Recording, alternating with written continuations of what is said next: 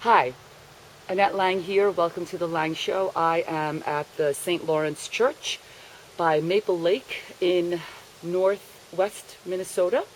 I'm here at my mother-in-law's cabin with my husband and his two brothers and tons of family and cousins, and it's really fun. So today's theme, considering we're embedded with family, is we're all exactly the same in our own way. So let me tell you what I mean by that. We were driving around and my husband got frustrated at one of his brothers. And so we're like, well, why doesn't he see it this way? Why doesn't he understand me? And we just started talking. And I said, but why don't you see it from his side? Or like, just because you don't agree, like, why do you think you're right? Like, why can't he be right? And so I just sort of blurted out. I was like, listen, honey, we're all exactly the same in our own way. So then we started laughing about the irony of that statement. We're all exactly the same in our own way. And so the ability to, first of all, accept the fact that not everybody's thinking the same way, and then what do you do about it to get along when you're in close quarters for a few days? And I was thinking about that with my clients, where once in a while, working as a personal trainer, I get frustrated with people's comments because my job is not to, you know, sort of give my opinion sometimes. I just have to let people vent. And so I catch myself thinking, I don't understand how, like, you don't even have the capacity to understand that somebody thinks differently than you. And then I caught myself later in the day asking myself, well, wait a minute. Here I am saying that this person doesn't have the capacity to think that somebody might even think differently than they do, because I try to be really good at that. But then wasn't I doing the same thing?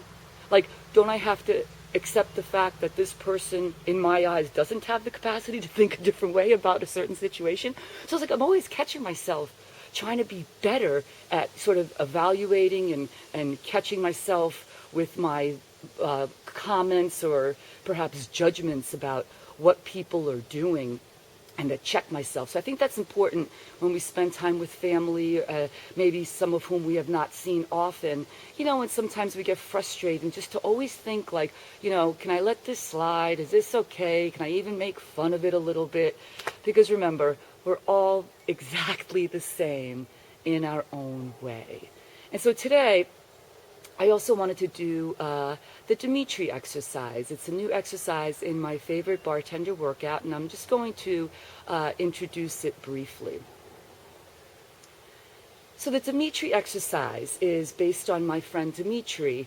He's a wonderful bartender, obviously, and he's a wonderful singer, poet.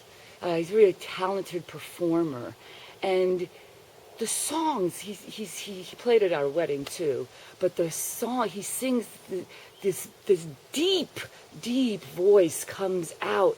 And so I thought a great exercise would be breathing exercises, because so many of us don't breathe using our diaphragm and our deep core muscles, and we breathe very shallowly up here, and that could contribute to poor posture and not getting enough oxygen. So the Dimitri exercise. You put one hand on your chest and one hand on your belly. Breathe in through your nose, exhale through your mouth.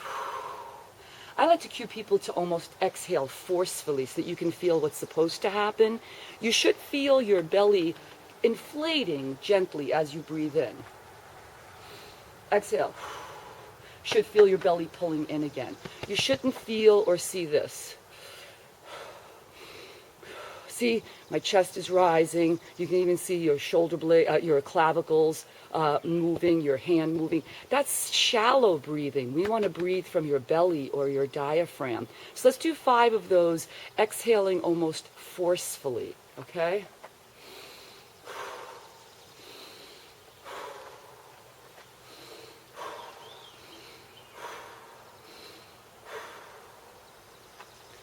That is a great exercise in and of itself. Just diaphragmatic breathing to get some oxygen in and out of your lungs, which is also really important. Then you could use that same idea or that same technique when you're doing exercises like plyometrics or even heavy weightlifting.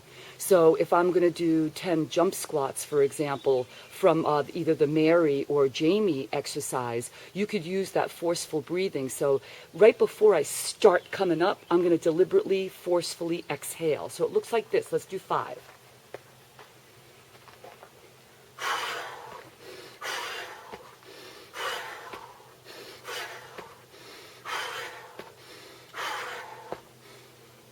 So using the Dimitri exercise as either in and of itself, practicing diaphragmatic breathing, great if you're coming back from back pain, or as a core exercise in and of itself, and then using that cue of deliberately exhaling and starting to exhale before you start the movement part would enhance your breathing capacity and your exercise performance. So again, today's theme is we are all exactly the same in our own way. Happy 4th of July weekend. Thanks a lot. This is the Lang Show. I'll see you next time back in New York.